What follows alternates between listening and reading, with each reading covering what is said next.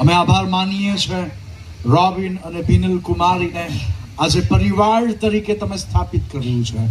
અને પ્રભુ, અમે જાણીએ છીએ કે આ પૃથ્વી પર કોઈ પણ પરિવાર તમે તમારી ઈચ્છા અને યોજના વગર સ્થાપિત કરતા નથી, પણ તેમની પાછળ તમારો હેતુ સમાયેલો છે. ત્યારે આ સમયે અમે તમારી કૃપા માંગીએ છીએ પ્રભુ. તમારી દ્રષ્ટિ સદા તેમના પર રહે, તમારા મુખનો પ્રકાશ તેમના પર પડે, તમારા પવિત્ર રક્તના ઘેરામાં તેઓ સુરક્ષિત થાય.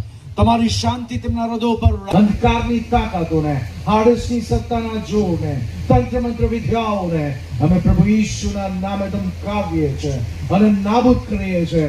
અને તેમના માટે અમે ઉજ્જવળ ભવિષ્યની ઘોષણા કરીએ છીએ.